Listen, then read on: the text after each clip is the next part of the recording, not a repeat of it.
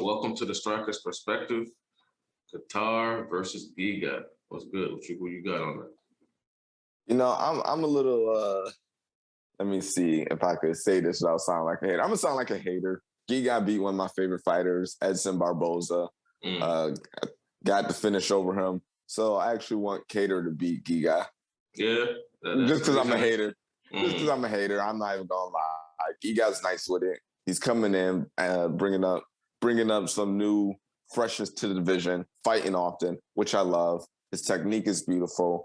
Me as a striker, you can learn a lot from Giga, especially with his kick setups. His kicks are crazy. And the crazy thing is he got it done with the hands the last fight. But Mm. Kattar is definitely an animal. Don't let that Max Holloway fight fool you. People gonna immediately jump to that Max Holloway fight, but people gotta remember, Max Holloway is Max Holloway. Mm. So you can't just assume that every fight is gonna be like that, especially because Giga and Max use different skill sets. And if Kattar lands one of those straight punches that he lands, one of those bombs, it can be over for anyone in the 145 division. That ain't no easy fight. And Cater was, even though Cater really got mollywopped that fight versus Holloway, he was still landing like over 100 shots. Yeah, and that's the crazy thing though. Like he still was landing. Like Yeah. he still, if that was anyone else, you would looked at Cater's stats and like, oh, that was decent. Yeah. He just got berated by Max Holloway, and it happens. So my thing is, what do you think the keys to victory for Kattar are going to be? Um, versus Giga in a stand-up fight. um, I'm gonna keep it real. I don't even know my G. I think you can answer that better than me. I really don't know when it comes to this fight. But you got two stand-up fighters. You got Giga who's seen everything. Like there's very few this man hasn't seen, especially coming from his background. But I don't even know my G. I'm gonna leave it up. I'm gonna leave that one up to you, bro. I'm dumb. I'm dumbfounded at this one. So for me, I would say for Kattar, he has to start fast because he's been out for a year. So I'm going to keep it honest. He's been out for a year. And I know ring rust is not a thing, but I'm going to be honest. People say ring rust is not a thing, but it kind of is. Mm. It can be. Yeah. Listen, he's been out for a year. Giga's been fighting. He's fought like three times this year. So he has to start fast and he got to get in the punch range. Mm. I think that's really it. The fight's gonna have two things. Like I always say, there's fights within fights, and the big fight, as usual, is gonna be foot control. Kattar got to get inside, and Giga has to stand outside and use his kicks. Simple as that. Okay. Giga's hungry too. Giga is hungry. He wants and a Volkanovski fight. I was just about to bring that up. A lot of people are upset that Volkanovski chose Korean Zombie. Mm. How do you feel about that? I wasn't a huge fan of him choosing Korean Zombie. Kind of felt left field. Listen, based off Korean Zombie last couple of appearances, Korean Zombie, he's dope. I like him. He's always interesting, always in a crazy fight. But at the same time, when you look at his record, I'm pulling it up right now. His last win was Dan Ige. Mm. And then before that, he lost to Brian Ortega. And then he beat Frankie Edgar, Renato Moicano. So Moicano's at 155 now. Frankie Edgar's at 135. And Dan Ige, I think he just lost two straight. And then he also lost to Yair Rodriguez in the last second. So Yair's in the division. Yair beat Korean Zombie. So technically, Yair should be the one getting that and should be over Zombie. Yeah. Yair should be over Zombie. And then if you're not going to pick Yair, then maybe the Giga versus Calvin Kattar winner should get it. So I think that would have been much more interesting if he said, yo, whoever wins this next fight gets the title shot. That's honestly what it should be, honestly. I like that. It makes this fight more exciting, gets more eyes on it. And I think it kind of changes the dynamics of the fight. Like if you know after this one, you got the champ next. That's about what to go hard in the paint. that's what should have happened. But just to be like, yo, Zombie, let's fight. I It's was sort very of like, surprised. I was like, Zombie? yeah, Okay. I Look at hope that Zombie washes him. guy. But obviously, I think Volkanovski is very well rounded. I always say this. He's one of the better game planners in MMA. He doesn't take the same game plan into each fight. He uses the other person's weakness. So I think he's going to use that strength that he has on Korean Zombie. Because Zombie is strong, but he's not a bigger guy. He's not like a Josh Emmett. I think Zombie is really fit for the 145 division. He has a good body type, but Volkanovski, he's a little shorter, but he's a little bit more sturdy. So I think he's going to really employ that game plan that he used on Jose Aldo and sort of put him up against that cage if they fight. It's going to be up to Zombie to really land one of those crazy strikes. And Zombie likes the loose fights when guys are throwing combinations back and forth. So I also seen Zombie get a little bit, what can I say, gun shy at times with Brian Ortega, where he really wasn't throwing because Brian Ortega was getting it better from him. So, like I said, I think it was a weird call out. Yeah. I mean, it'd be nice if Korean wins.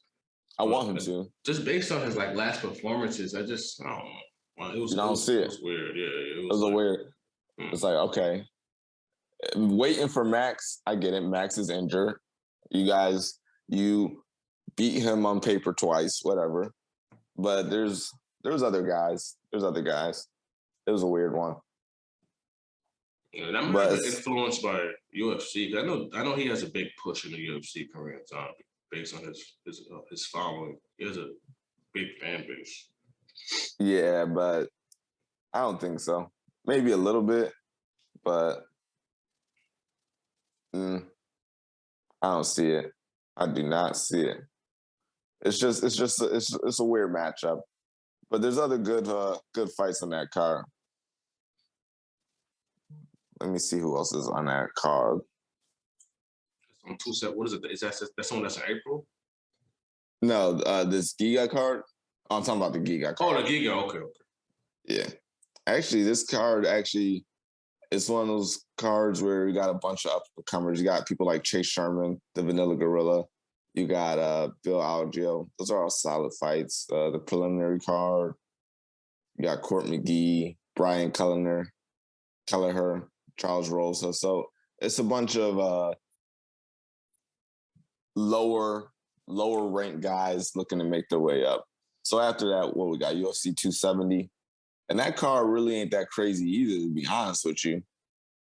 When I look at the card, especially because they raised the UFC price again for the cards, it's Francis Ngannou and Cyril Gane.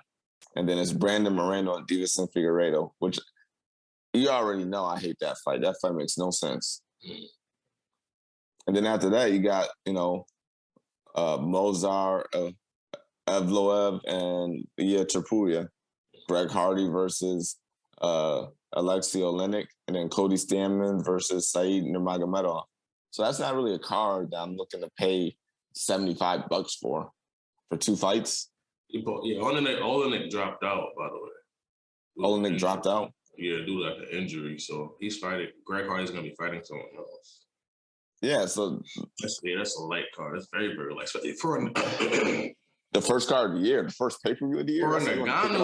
For a Ngannou fight, it's very interesting, light card. But almost in a way where it's very thought-provoking. Why would a card be at that light for a main event? They're trying to throw shade at Ngannou. I think I was just about to say that, but I thought you were going. Okay, so interesting you bring that up because that's exactly what I was thinking. For a card like that, it's are they trying to mess with the pay-per-view points, mess with the pay-per-view buys or something like that? Just why is that card so trash? I'm like, Greg Hardy. Yeah, and Greg Hardy, he's a big name, but not that big. No, not for the third fight up. It's and the pay-per-view, he's more of the co-main event for the preliminary card. Yeah. That's for Ngannou and Cyril Gane. That is a I didn't know that car was that bad, especially Oh, considering they just keep stacking the 272. I don't know if it's 272 or 273, but there's some crazy fights on there. So it's very surprising this shit's so light. I was gonna say I'm looking at the preliminary card, and I'm actually excited to see Worley Alvarez. Worley Alvarez is a solid fighter. I think he was the last person to beat well, not the last person, but I think he also beat what's his name? Kobe Covington. There we go. I don't know why I couldn't remember that. I think he beat Kobe Covington. So let me look up the stats real quick because I want to be factual. Let me see. Mixed martial arts record. Yeah. He choked out Kobe Covington in 2015. So this guy obviously has skills. He's taken some weird losses to like Brian Barberina. He lost to Kamaru Usman. Lost to James Krause, and a lost to Randy Brown. And then a loss to Jeremiah Wells. So he's up and down. And that's what I always say. Offense is going to get you to the UFC. Defense is going to get you in it. Because he has superb offense. So I want to see Alves put on a win streak. Get it together, put the win streak on.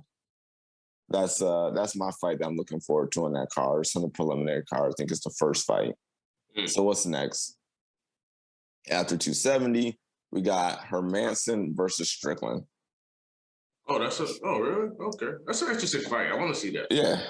It's a mix-up of clashes. Yeah. Both are very awkward, too. Mm-hmm. Strickland has a weird, awkward stand-up. Hermanson is a beast on the ground, but he has a really weird style. So that's an interesting matchup. Up his sparring partner. I'll be like, damn. Yeah, bro. Strickland, yeah. And to be honest with you, though, this is one of those fights that actually makes sense. There's a lot of times I see fights, I'm like, this makes no sense. But this is one of the fights where I'm looking at it and I'm like, you know what? This is a good fight for the beginning of the year and to determine the middleweight rankings and to see who's going to go up and who's going to go down and who's really going to send themselves into that top 5 in the 185 division. Who's really going to be the ones fighting those Paulo Costas, fighting those Jared Cannoniers, fighting those blonde hair Brunsons, the best in the 185 division. Mm-hmm. Okay. After that, we got UFC 271. Adesanya? Yeah, you already know. It's not all the way put together. No, they're still fixing it up. Yeah, they're still fixing it up. They got Israel and Robert. Those are the 2 main fights. I don't think they got anything else yet. What you think about this next fight night in February? Rafael Dos Anjos versus Rafael Fiziev. Who's the better Rafael? About that. Man, that's about to go crazy. I'm going to take my boy Dos Anjos because he actually do be coming through and surprising us. He's very well-rounded. Yeah. He's very sort of like too. Yeah, changing up. He's 30-13. So Dos Anjos is just he's solid. But the thing is, his fights too. Like he's down for any time, anywhere. He'll fight anybody, man. He don't really talk too much. He just like, yep, we're gonna sign this contract. I actually want to see him versus Conor McGregor because they got unfinished business. Really? Yeah, they have some beef. Dos Anjos was the champ. Conor was supposed to fight him at one point. That's actually a fight that makes sense too for Conor to come back to. They're not gonna do that because he doesn't talk trash, does he? Oh, I don't know. To Conor, he does. Yeah, they actually don't like each other. But there's so many people Conor has made mad that why too big though. I don't know if he'll be able to make it. Oh, that's 155? 55, yeah. Oh, okay. That's 55, yeah. So I think I got Dos Anjos beating Fiziev. Fiziev is a beast. I just think Rafael's gonna lean on that experience and he ain't gonna go crazy in the striking with Fiziev. We all know what Fiziev is capable of. We know about the kicks. We know about the fast hands. The head movement is crazy. I think Rafael's is gonna do what he does best and do what the other guy is bad at or less experienced at. And I think he's just gonna grapple Fiziev. Listen, if I was a fighter and I was fighting Fiziev, I'm a striker, but I might have to be a grappler for that fight. I'm just keeping it a buck with you.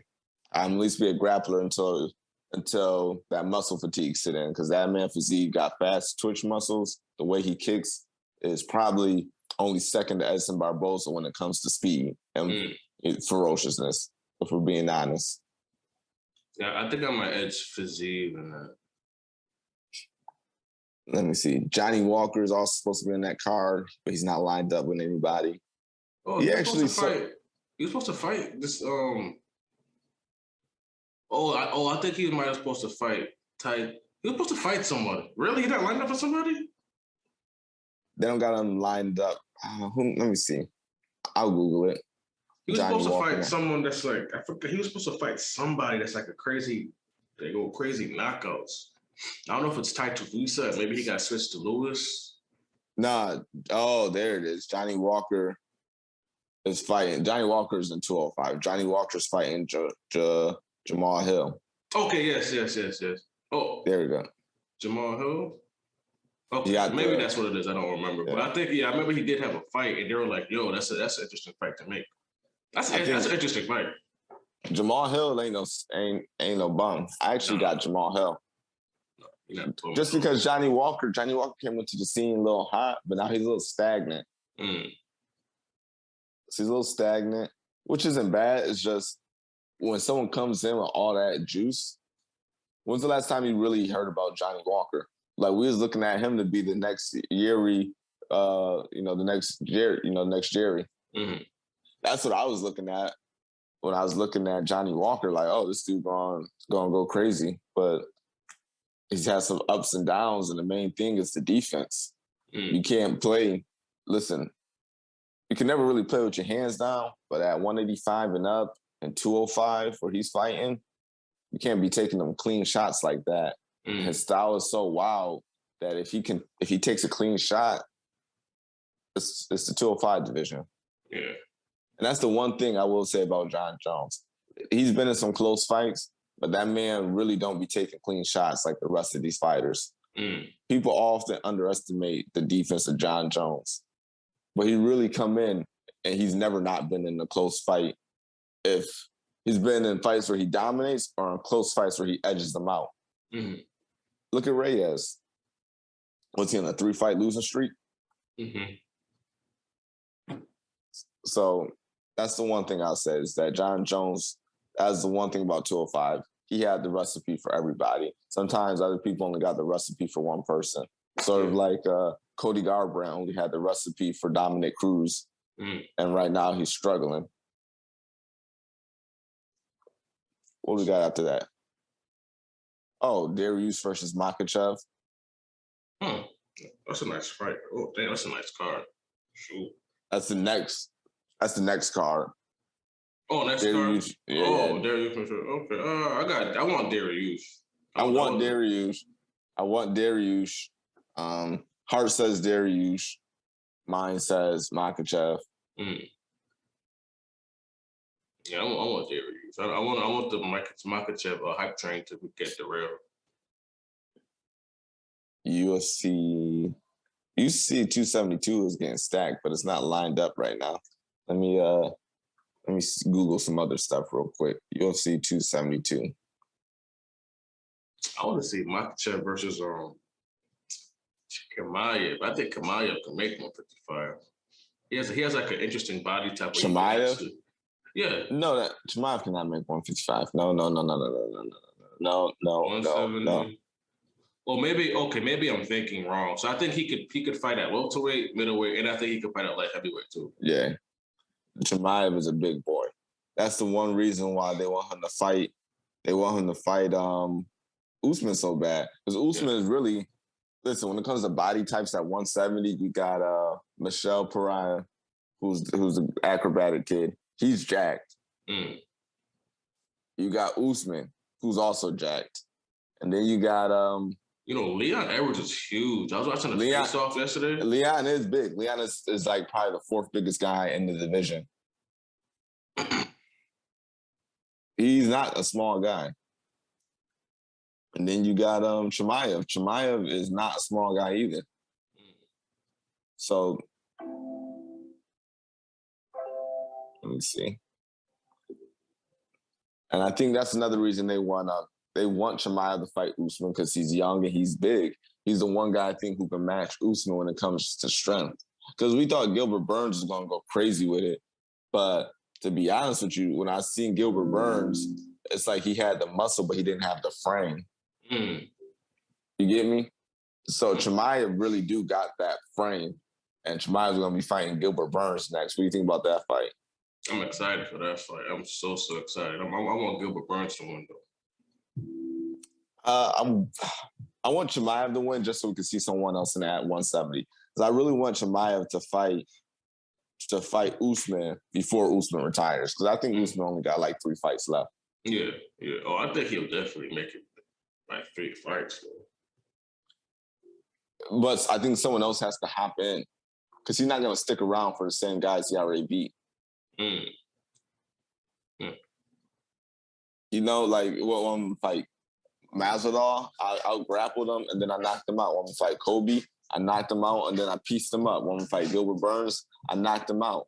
Yeah. I could fight Leon Edwards, but he ain't making no noise. Mm. I did read something last night that said Jordan was asked Dana White if Leon Edwards is the next fight for Usman, and he said 100%.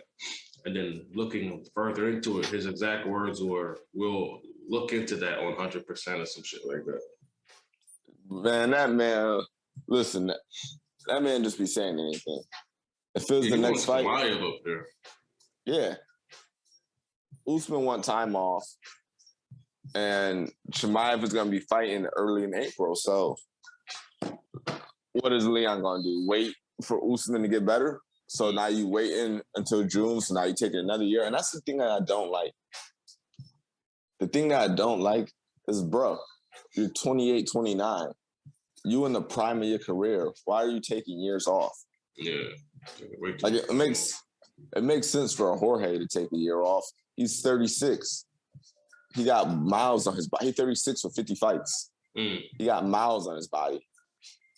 So he can't be in the ring going crazy. But you 29, bro. You at the peak of your career. Why are you taking time off? Mm. You get what I'm saying? Yeah. It's ridiculous. Like a whole year, just like, damn, so a whole year, just nothing. A whole year go by, all these crazy ass fights, and it's just nothing, bro. It's like, holy heck, bro. And that's why, that's why I was getting into those old boxing videos. And I think about the mentality of like those old school boxers, like a Roberto Duran, Marvin Hagler, a Hearns, even Sugar, Sugar Ray Leonard. It was in their bodying cats, like who wanted next? Like who's gonna have that mentality, that who wanted next mentality? Yeah. Okay, Chimaev has it. That's the thing, though. Chimaev has it. That guy is hungry. I want to see him versus. It'd be interesting to see him versus Adesanya. I don't even know if I want to see him. I don't even know if I want to see him do it. That would be a good fight. We gotta see him go. We gotta see what he can do first. I think if he beats Usman, then Israel's gonna try to avenge his brother, his fellow. I don't want to make this sound bad. His African patriot. Yeah. There we go. That's a better way to say it. And I think that's an interesting fight because we don't know how good Chimaev is. But I know that kid he's a bigger kid and he can match up with Usman. We'll see. So back to that mentality though. Like you don't really see fighters with that same gritty who won the next mentality. The only one who I can remember was like a dog like that is they're sort of phasing out. Like Paul Felder. People forget how good Paul Felder was. Like he had a loss to who was it? Dan Hooker. I think he beat the brakes off of Dan Hooker, to keep it a buck with you. But you ever see someone get the UFC push? Hooker was getting that UFC push. Yeah. Dan Hooker's a G, but I think Paul Felder's gritty. My man never got finished. He stood in the pocket, banged with everybody. You don't really see people that gritty no more. Just like nasty, like going out there with bad intentions. Well, he was like that, Paul Felder? Paul Felder, you gotta go back and see that Paul Felder versus Charles Oliveira fight where he got on top of him, started throwing them elbows, and put my boy Oliveira out. Oliveira got some crazy ass wars, man. Dang. And that's the one thing, Oliveira really grew. And that's the one thing I like about Justin Gaethje talking crap about Oliveira being soft. I'm like, come on, this man was 20 fighting against like real gangsters. Like when you come in on that Max Holloway, Charles Oliveira time where you're young in UFC, you're 2021. Imagine being 2021 and you good. And your next fight is Robbie Lawler at 170 or something. Yeah. Like, dang, bro. It's like crazy. You a kid, little kid. Your muscles, your body's not even fully filled out yet. Yeah. You're 2021 and your next fight is Kobe Covington. Coming up in the ranks, you got to fight Kobe Covington. Yeah. That's crazy. People underestimate how hard it is to be young in the UFC. So I don't really appreciate when Justin Gaethje talk about Charles Oliveira being soft. I'm like, come on, man. This man is 30 years old now. He has been through the wars. He's been through more UFC wars than you because he's been on the roster for 10 plus years and he's fought back. Most submissions in UFC history. Look what he did to Michael Chandler. Justin Gaethje fought Michael Chandler for 3 rounds. Justin Gaethje is a slugger. He's supposed to be putting these cats out. He fought Chandler for 3 rounds. Oliveira, the submission specialist, put Chandler out in the 2nd round. You feel me? Yeah. He might just be saying that to type of fight, though, honestly. Nah, Justin, a little bit, but Justin Gaethje also is a little bit more outspoken, which is fine. But Justin Gaethje got knocked out by Dustin Poirier, and it happens. Anyone can get finished any different night. Right. Charles Oliveira hopped on that back and made Dustin Poirier tap. You feel me? Yeah. I see what you're saying. Yeah. So you can't be talking reckless when this man got better finishes against some of the people who you have fought. And he's so damn durable, too. Oliveira, it's like, damn, dude. Like, very durable. You be thinking that the ref going to call the fight. Oh, this fight is over. He managed to survive and win. It's like, damn. And then think about this. Nurmagomedov is a gangster on the ground. And we watched him put Justin out. That's cool. Nurmagomedov's a beast. But you don't think Charles Oliveira was looking at that like, oh, this man ain't really got nothing for me on the ground? That had to cross his mind. Like, set that up. You probably, listen, when you watch these fights and you see someone who's lacking in a skill that you are very well-rounded in, it crosses your mind. Come on, he saw that fight. He know what's good. He know if he get on that ground, he can do anything. He made a risk too, because he should have been brought it to the floor. You see how it was over, right? He didn't really have to stand up, but I'm like, he could have got knocked out, honestly. I'm like, Oliver, why are you standing up with this dude? Just take him down. Look what happened. He took him down. The fight was pretty much over. Yeah, listen, we had Dustin on his back. Dustin had to stall. Yeah, that shit was crazy. I was like, oh, wow. And then when he was standing, he got his back standing, put that rear naked in. Yeah. I actually seen that live, but like I forgot who he did that to. What did he do it to? I can't remember the fight. Seeing that shit was freaking crazy. I was like, oh, that was the first time I didn't even know that shit could happen in the UFC, much less in person. I'm like, oh, it was like a backpack. Yeah, listen, old boy, hop on your back and just grab that neck. Come on, son. Like, yeah, it's over. There's certain things that when I'm looking at fighters, I'm like, I want to steal that skill. There's something about that. Being able to take someone back standing up, that's crazy. You know, my favorite submission is actually what's up? Is the guillotine, like the one to what John Jones did to Machida. That shit right there, because that's something you could lose in real life. Like you have some dude that'll like rush you, and you could like kind of grab his head and just the fact that I could just squeeze and put a grown man to sleep and just walk off like that. That shit is so standing up.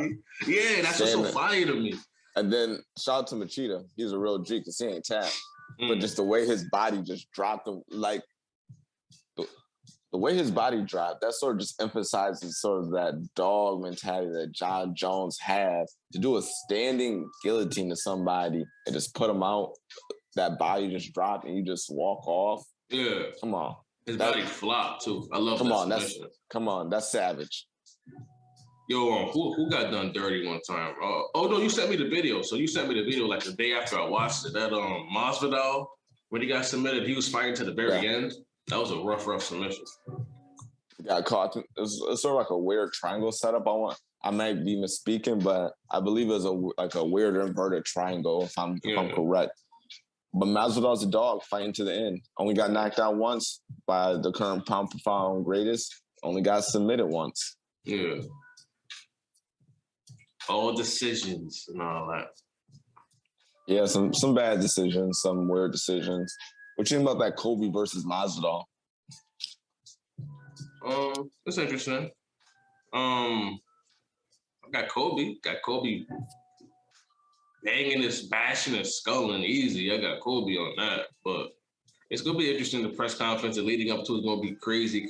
I think Masvidal's crazy overrated. I don't think Masvidal's that nice. Maybe it's been what is it called when it's there's a phrase where it's like, what have you done for me recently? It's like, recency bias. I think that might be it. It might be recency bias. So maybe I need to revisit the annals and really see Masvidal's old fights. But for some reason, I just see Masvidal is not good at all. I see him as not good at all. I got that money. Beating that ass.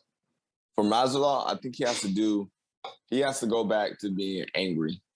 We don't need happy, smiling, taunting Masvidal that Usman drops. We need angry Jorge Masvidal punching with bad intentions. Angry. We need angry Masvidal punching with bad intentions. Listen, Usman was catching Kobe. Masvidal has better striking than Usman. Just Usman dropped him. But listen, if I had to pick, like Chris Weidman dropped Anderson Silva, but if I had to pick Anderson Silva striking or Chris Weidman striking, I'd pick Anderson Silva. Right. So Jorge has very good striking. I think we need that angry Jorge, that angry dog Jorge back. None of this smiling in the ring stuff. None of that. I need him to stand in the pocket, stand up tall like a striker, and throw those hands. That's what I want from Masvidal. He's been practicing his wrestling. He was preparing for Usman. So I think his wrestling is going to be a little bit better than what people expect. Kobe, we know what he's capable of. He can grind on you, and he can put the pace on you with the hands. But he's really not going crazy with the power, and then that's by choice. He likes to keep a more reserved style where it's pressure wrestling. I want to see Masvidal return to his winning ways. I want to see him get the win over Kobe, just because Masvidal has been in my top 5 for a long time, before all the hype, before everything. So I want to see Masvidal get that win over Kobe. Then I want to see him get that win over Leon. Then I want to see him avoid Chimaev and not fight Chimaev right now. I want to see him not fight Chimaev right now. Chimaev looking looking real sturdy. Chimaev look real good right now. I got to see some flaws. I don't know his flaws yet. Yeah. That's what makes his fight so interesting. It's like, damn, like. Yeah, you know. Because you look at the game tapes, he's kind of nice with the hands. Like when you see his amateur fights, it's like he's nice with the hands. So it's just like, yes. So we're gonna go around that. We're gonna go around that bridge. We're gonna not open that door. That Leon fight would be fire. That's a good storyline. That storyline can get brought up anytime. I think the more Leon waits, the worse it is for Leon. Just because it's not like he's fighting and waiting, he's just waiting. Yeah. Or maybe we can even see Jorge versus Bilal. I want Bilal to get left in the dust. I do not want to see Bilal anymore, man. No more Bilal. Please. You know what I want to see? I want to see Bilal versus Sean Brady. That actually makes sense. That's cool. I got Sean Brady beating his ass. I want to see Bilal versus Kamaya. Yeah, let's get it. Yo, listen. But you talking like Bilal Pereira. I'm talking like what? You talking about Bilal wasn't down for that Chimaev fight. That's that one thing I will say. That boy Bilal. They was calling him pussy. You don't want to be called. He made all these names except for Kamaya. They was calling him pussy, so he had to like save face. That's why I think he was calling him out.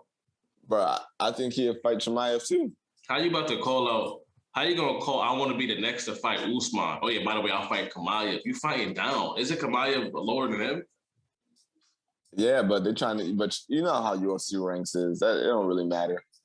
Mm-hmm. Yeah. Bilal is such a boring fighter. And there's no way you can have a case for Bilal, dude. Can you admit that he's a boring fighter? Can you actually sit here and admit that? Listen, I think he's really well. He's technically rounds, technically sounded, but as far as putting, Bruh, so is Aldo. time out. No, as far as putting butts in seats, I don't think Bilal is the one who puts butts in seats. He's not. If you're putting a pay-per-view up, I don't think he's putting butts in seats yet. And that's one thing that maybe he can. That's one thing that you sort of got to grow as a fighter. It's like when you're a fighter, you're trying to win fights, and then the next step is winning fights convincingly, and that's difficult. So that's the next step, maybe. Yeah, I'm winning fights. Now I gotta get that finish. Bro, he beat Wonderboy convincingly. It was freaking boring. Finish him. You gotta finish him. How you gonna finish him? How you gonna finish? He can't finish Wonderboy. He's not good. That's what I'm saying. The next Did step Gilbert finish Wonderboy? I don't think so. Okay. No. Wonderboy's a G. But that's the next level is finishing guys who are hard to finish. You in this top 5, people want to see you finish guys who are hard to finish. That's what's gonna set you. Listen, you can be on a 20-fight win streak. 20-fight win streak. If this man's on a 3-fight win streak with 3 finishes and they all savage, that man about to skip the line. Yeah. So, 155, 170, they're kind of boring to me. There used to be the crazy divisions, but people ain't really going crazy in them no more. And I take that back because Charles Oliveira changed that. Charles Oliveira is going crazy. He whoever won ever. Yeah. Let me see. I'm actually more excited for the lower weights, to be honest with you. The 135s. 135 is real crazy right now. Your boy, the real Jamaican, Jermaine Sterling. Yeah, you got your countryman winning against Peter Yan. It'd be nice just to see a storyline, just to see the uproar and oh yeah, you know, I always knew Sterling could do it, just to see that type of shit. You know what I mean? Yep. But I mean, I got Piotr, but I want Aljamain just for the storyline, just for the crazy storyline. I was capping a little bit when I said that there ain't really no fighters who be like anywhere, anytime, who gritty. Because I completely forgot about Piotr Yan. That man is a man on fire. He comes in ready to fight, comes in ready to finish. He has, I think when you look at fighters, he has that old school tenacity. That I'm trying to hurt you tenacity. Yeah. Which is missing. He has real good eyes too, real solid in his stance, real good defense, real good offense, can strike anywhere. So at 135, I think Piotr Yan is gonna finish Sterling. Sterling's he's big for 135, but he's not really going crazy with the power. When you look at his striking could be a little bit more crisp, and I think that's something he has to work on, especially if you're going to be going with Piotr Yan. Yeah. So what you going to do? Shoot double legs all day? It's just not going to happen against someone of that caliber. But let's go against some other fighters. Where do you see Sugar fighting this year? Sugar Sean O'Malley. Is this the year he hop into the top 10? I think so. I think Sugar fight. I think it's time. I think he gets a top 10 fight this year. And he did it the right way. I mean, he's got in young and he took his time. He fought people around his skill level. I think I'm trying to think of a fun fight for him that kind of makes sense. Kai. Is Kai 125 or 135? Yeah, Kai for instance, 125. Okay. I get those divisions mixed up. I kind of forget about that division sometimes. For some reason, I don't know what is about 125. Because it used to be on the cusp of getting cut, but now you seeing more bangers at 125. Yeah. At 135, let me see who's on the roster real quick, because it's hard for me to sometimes remember all these fighters. Let me go to his rankings real quick. UFC.com. Immediately went to welterweight.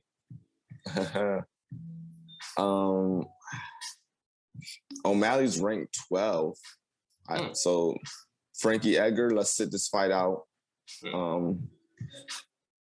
Frankie, I don't want to see Frankie. Frankie's my man. What's nice? How did Frankie lose the last fight? He got outstruck? He got knocked out or something? He got knocked out in the last round by Cheetah Vera. Okay. We could do the Cheetah Vera rematch real fast. For sure. How about Marlon Moraes? Oh, that's interesting. That's an interesting fight. And that seems like something that would happen to him versus Marlon Moraes. But honestly though, I don't know. I feel like if they're gonna bring Sugar into the top 10, I think they're gonna use a bigger name. I think they'll use a bigger name for him. Like when they feed him plates, like feeding him sacrifices, they'll use whatever because you know what I'm saying, just a spectacle. But the fact that if he's gonna enter that division final, I think they're gonna use a name for him. For some reason, I feel like that. I think they're gonna sort of ease him into the top 10. And I think Marlon Moraes is the guy that they're probably going to use. Because when you look at Marlon Moraes, he's real dangerous in the first round. He can get you out of there. But let's be honest. He came out on a 4-fight win streak. Everyone thought he was the next big thing because he beat John Dodson, then he knocked out Aljamain Sterling, then he knocked out Jimmy Rivera, then he submitted Rafael Sunsao. But Sunsao was on a losing streak. Jimmy Rivera recently got cut. John Dodson, I believe he got cut. And Aljamain Sterling, he's obviously a champ right now by default. And then he gets TKO by Henry Cejudo. He wins a split decision against Jose Aldo that many people thought he lost. So he lost TKO spinning wheel kick to Corey Sandhagen, TKO to Rob Font, TKO to Marab. So in his last 5 fights, he's been TKO'd 4 times. Ooh, damn. And then he won a split decision against Aldo that everyone thought Aldo won. So let's just say he has 4.5 losses in his last 5. 4 of those losses. No, I can't say that. He has 4 losses via TKO. I think that's the fighter that they're going to use to try to get Malley into the top 5. I mean, to the top 10. And then after that, maybe they'll give him somebody. Give him that Corey Sandhagen. Give him that TJ Dillashaw. I want to see that Corey Sandhagen. Corey Sandhagen versus Sugar. He was against it at first. I was, but when you mentioned the he will no longer have that reach advantage, I'm like, okay, let's see how that goes. And how about Marlon Vera? Marlon Vera? Yeah, where's he go? I want to see the rematch, man, between him and Sugar. Even though it's really pointless, honestly. Yeah, it is.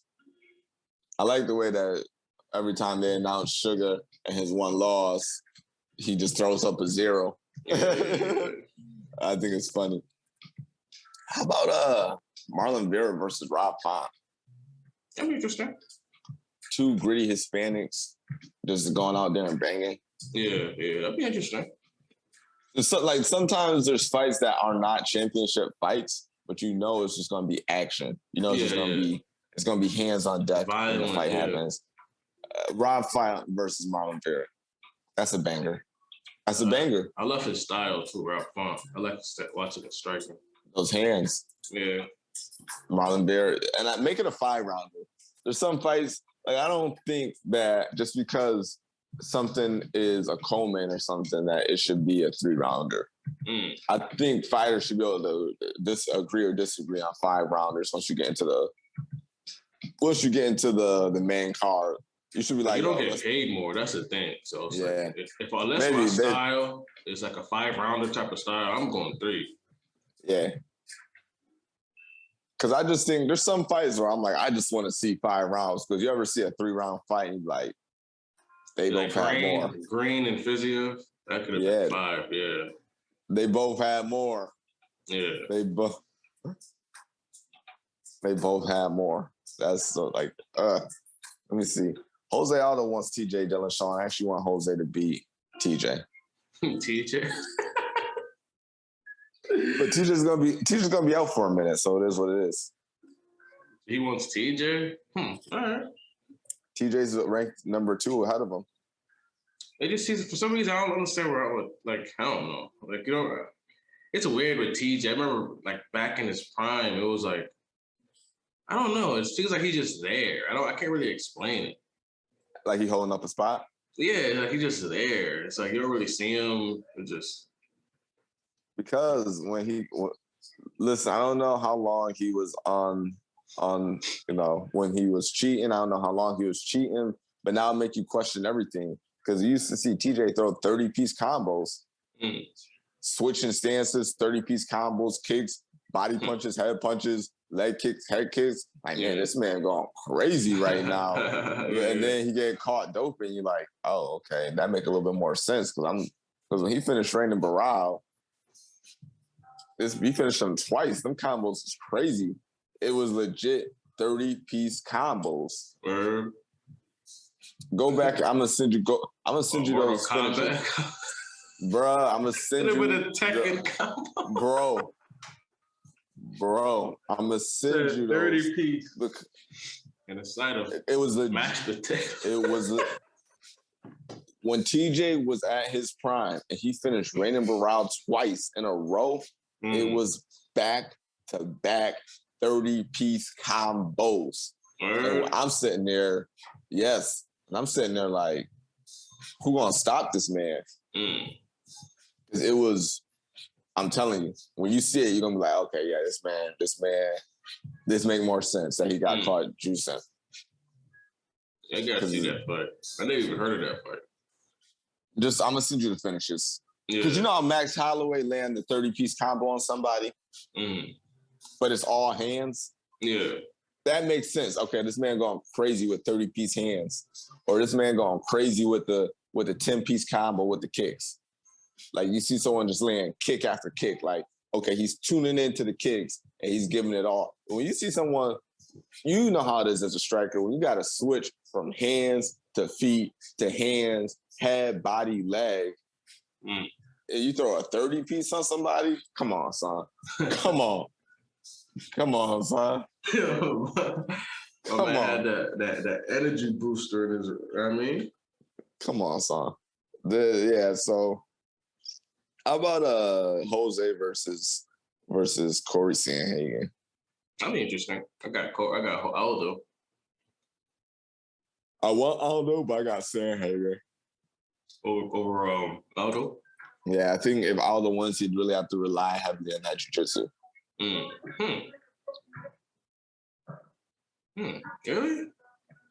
Or on the jiu-jitsu and the leg kicks. Fire, man. It is, but Corey Sandhagen. Those leg kicks could chop him down. Yeah, but he'd really have to go crazy with the leg kicks. Let me see. 125. It's not really going crazy right now. It's not going crazy. 145.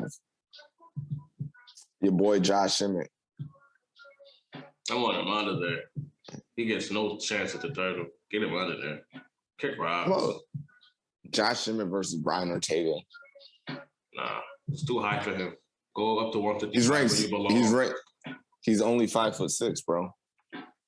So, Cejudo. How tall is Cejudo? Yeah, Cejudo's listen. They doing Cejudo dirty. He should have been got a featherweight title shot. Shout out to Triple C. No, they're not doing him dirty. He said, "I'm gonna retire if I don't get what I want." They just said, "Bye. That's not doing him dirty." Nah, this should come on. Anyone else? Listen, he has an Olympic gold medal. They don't care. They really don't. This. But if it was Conor, they would have let him do it. Yeah, because of this. They would let him do it. So Bryce Mitchell, a crazy goon on the ground, is fighting my boy Edson Barboza, a crazy goon on the feet. That's gonna be a fun fight. Giga's ranked 8 versus Calvin Kattar ranked 5. Josh Emmett ranked 6. I think Giga should be ranked over Josh Emmett, but whatever. Get Emmett out of here, man. How about I would actually like to see Josh Emmett versus Korean Zombie. That make more sense. No, that's too good for him. He needs to go up to 155 where you belong. Listen, Josh Emmett's ranked number 6. Korean Zombie's ranked number 4. That's a logical fight. Come on. Get your bias out of here. That's a logical fight. No, but that's a logical fight.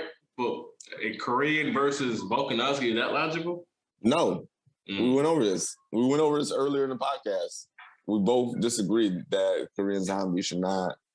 Listen, Korean Zombie's a goon, but it's a weird title shot matchup. There's a Arnold Allen. He's sort of like the dark horse at 145. He's ranked number 7. There's something about Emmett. I just don't like when I know you're oversized, and I'm not trying to. He's 5'6". Yeah, but come on, muscle. Bro. Come on. You got the muscle. You don't got the frame. But listen, Jeremy Stevens put him away. You see him. You see his. You see his frame. Yes, but he takes a lot of injuries because of that frame, trying to keep that muscle on and trying to cut. There's a reason why he only fights once a year. I don't think it's hard to be that big and go that hard. Okay, then go up to 155 where you belong. If you fight once a year because you can't cut, okay, go up to 155 where you belong. And stop trying to use your power. This shit was annoying me against Dan Ige. Dan Ige was way better, man. Listen, he's just doing these wild punches and Dan Ige all sharp, all crazy wild with it. But then it's like he got to catch up because you way wild oversized for the division. Listen, the man's never missed weight, so I can't hate. Bro. I would have liked to see it. Until he misses weight, I can't hate. Let's see. Conor McGregor is ranked 9. So, who's Tony Ferguson versus Michael Chandler? I want Tony to win. If Michael Chandler loses, that'll be 3 in a row. Yeah. If Tony loses, that'll be 4 in a row. I got Chandler. Banging on Tony with the hands. Yeah, I think right now. For Justin Gage, you didn't even knock out Tony. Yeah, I get it, but don't forget who Chandler is. Listen, Chandler got 1 round to go crazy. He got 1.5 rounds to go crazy. If this is a 5-round fight and he don't go crazy, Tony Ferguson slicing and dicing with the elbows, old school pressure right in his face. When is that fight happening, by the way? Oh, that's probably like way later, or something like that. Yeah, mid-year. All right, back to this welterweight stuff. With these lower guys, Sean Brady's ranked 9. Neil Magny, a guy who usually fights 4 to 5 times a year, I'm looking to see him get back in there against somebody real soon. Maybe Neil Magny versus Stephen Wonderboy Thompson, or Neil Magny versus Bilal.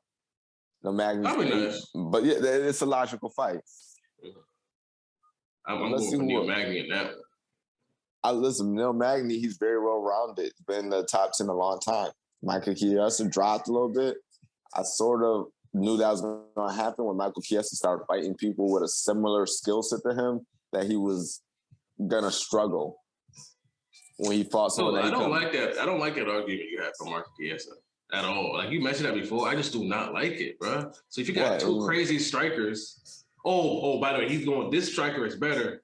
So I know you're going to have a problem. It's like, no, if you're a ground master, how you going to fold up fighting another ground master? Like that Sean Brady performance is wild crazy to me. It's like, bro, like you're supposed to, so you're heralded as this crazy wild goon on the ground, but then this other crazy around goon could just baby you. So what? You can't. It's not like the striking is crazy. So what? What type of fight are you then? We're actually arguing the same point, that he was that he got a little bit too much praise too early.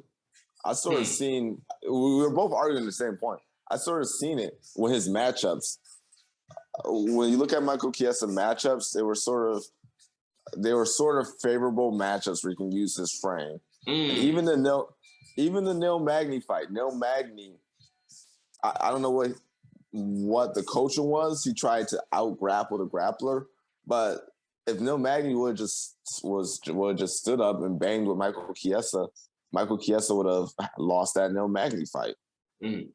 Michael Chiesa is good on the ground, but let's go back to his fights.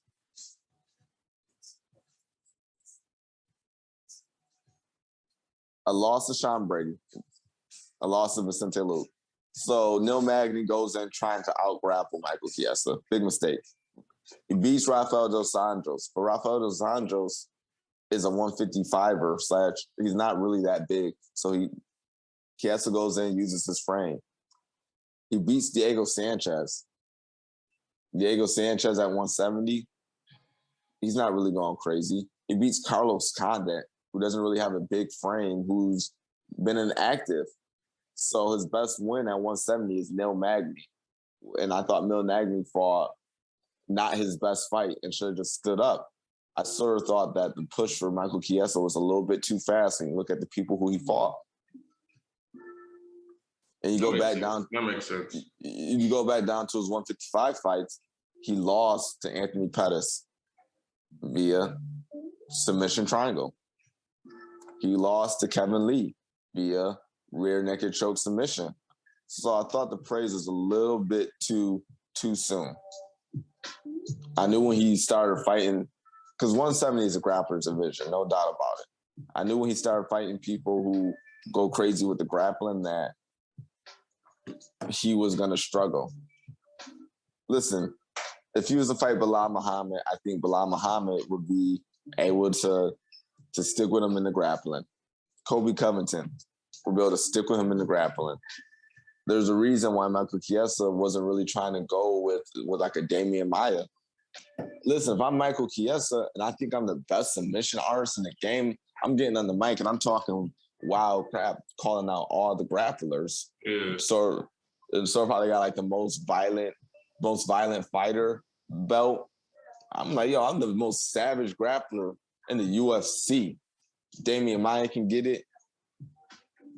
Sean Brady can get it. Kobe Covington can get it. They don't want to see me on the mat. You know, that's how I would have been promoting myself. But I don't think, Michael Chiesa versus Leon Edwards.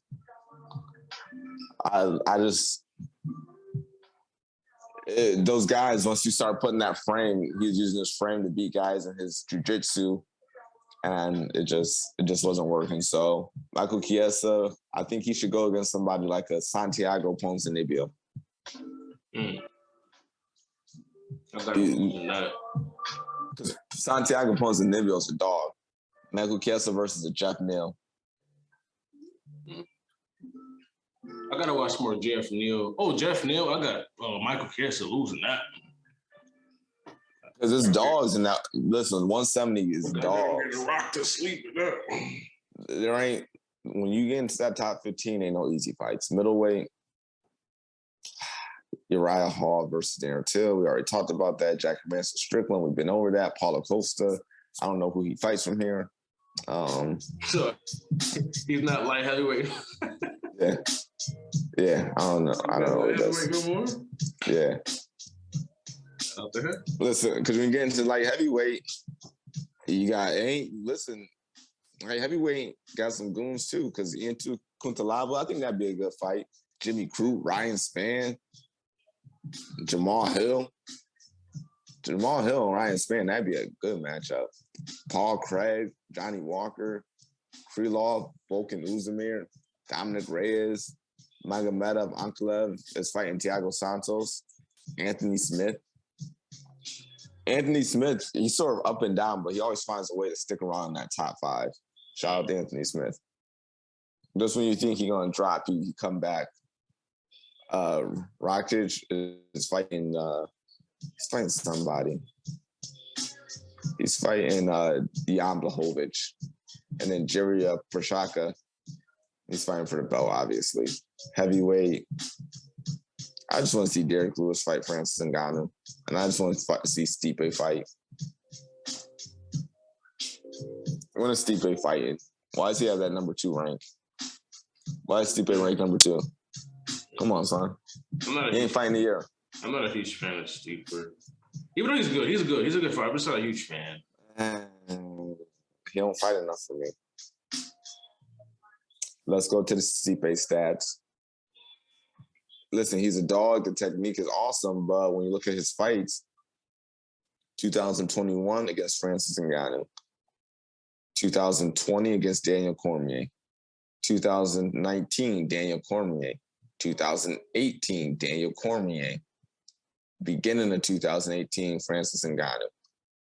So he's not really going crazy with the activity, and his last 5 fights have all been Daniel or Francis. I don't know how good Stipe is anymore because he's fought the same 2 guys the last 3 years, 4 years.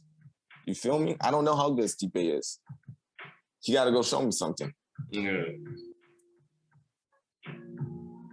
He might need to retire, though. He might need to hang up. Yeah. He's taking a lot of damage, man. Listen, 125 for women's. Valentina's going to body anybody in that division. Rose Namajunas. I don't even know who she fights next. Maybe Carla Esparza, and that makes sense. Who's coming back? Joanna's coming back. She's supposed to be fighting Zhang Wei Li. First fight went crazy. And then 135, Pena. How about a Pena versus has Pena fought Holly Holm yet? I don't think so. That's if she gets past Amanda, though. Are they running back? Yeah, they're running it back. So that's if they get past. I think Amanda might retire after that win too. Listen, I think this might be Holly Holm way to touch a title again, but got some dogs. Irene Aldana's gonna be fighting soon. Some dogs up in the, you got Misha Tate. Gotta use fan. I think it's gonna be hard for Misha to really jump into that top 5 and go crazy just because of the names in there. Caitlin Vera, she's pretty solid. Aspen Ladd. I gotta watch more Aspen Ladd fights because she get a lot of push, but I'm not familiar with really much of her work.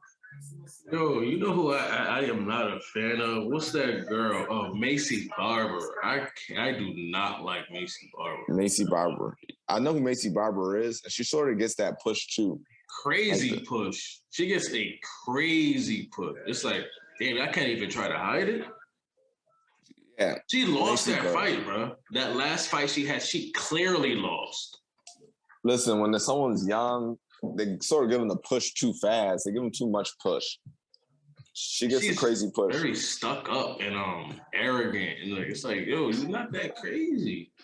I don't really listen. I want to be honest. I watch her fights, but she's not really. Certain fights and fighters stick in your head because they do something in a fight that really stands out above the rest. She really hasn't done much that sort of makes me say, hey, I want to see. That makes me say, hey, listen, I want to see Macy Barber go crazy against this person. Same thing with Aspen Ladd. And that's no offense to Aspen Ladd. She's a dog. She's a goon. She's ranked top 4 for a reason. But sometimes people slip through the cracks. Like I said, those decisions and stuff, they'll get you in that top 5, but you got to go crazy with the finishes. And that's really the big thing is who's going to put that finish that's going to make Dana say, hey, I want you to fill out this arena. Because you got to understand, Dana has probably seen thousands of fights. He's seen thousands of fights. You think he's going to remember a decision win? So that's my wrap up for the fights that's coming up this year. Dana has seen thousands of fights. So if you get onto a decision, it got to be crazy. It got to be some Max Holloway versus Kattar type of crazy. A fun fight, yeah. And if you're going for a finish, even the finishes got to get crazy now because if you drop someone with a left hook, you probably done seen 500 left hook finishes. The finish guy, you better do a jumping, spinning left hook.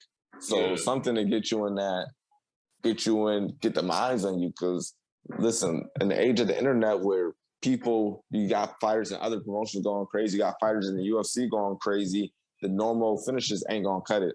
And that's one thing that I've been thinking about myself as a fighter. I haven't fought in 2 years. 2 years going on 2.5 years. I've been in fight camps. I just was in a fight camp for a fight. It didn't happen. I spent half a year in fight camps for fights that didn't happen. That's a long time. Yeah. And I got to come back. You know, I'm 7-3. I'm gonna be honest. 7-3 to me is not that crazy. 7-3 is not crazy, but to other guys on the amateur circuit, 7-3, they're like, I don't want to risk it. So now I got to come back against fighters who got crazier records than me after being off for 2.5 years. I got to come back against fighters with crazier records than me. And not only do I got to win, well, no, I never put myself in a situation where I'm thinking like, do I got to win? I got to go out there and perform my best. And I want my best to be able to get me a win. And I want my best to get me a nice finish. Because I'm 24. I'm not going to get any younger. So I need my best to produce finishes. And that's something that I think about too.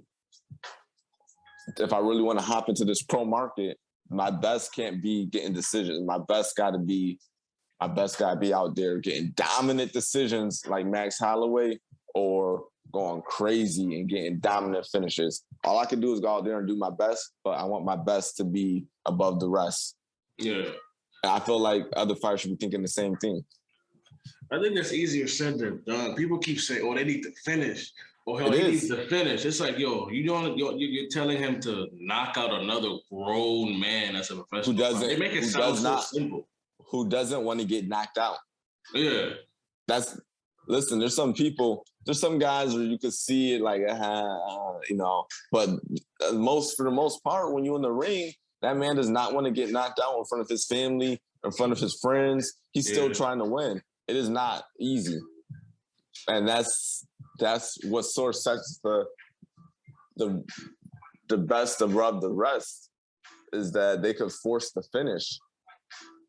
Yeah. Listen, Derek Brunson ain't want to go out against Izzy, but Izzy made it happen. Yeah. Robert Whitaker ain't want to go out against Izzy, but Izzy made it happen. Right. Paulo Costa, I'm sure when going into right on top of his head. I'm sure going into the fight that he did not want to go against Izzy, but Izzy made it happen. The best force you out the door. Sometimes you can push people out the door, but the best force you out the door. And that's sort of the mentality that I want to have, along with that old school 80s boxing mentality, which I've been watching a lot of 80s boxing videos. But that's my wrap up. That's the wrap up. That's my wrap up, man. You already know what it is. All right. Like, share, subscribe, talk to us, holler at us, what y'all want to talk about. What did we get wrong? What do you agree with? Most of all, what you better say? Be on the lookout for the technical videos I'm gonna be sharing. We're gonna take a different direction. We're gonna have the podcast going, then I'm gonna have some videos that we're gonna be editing, looking at your favorite fighters, looking at the techniques that they use. Giving you multiple content. Holla at us. Holla at us. Peace. Peace.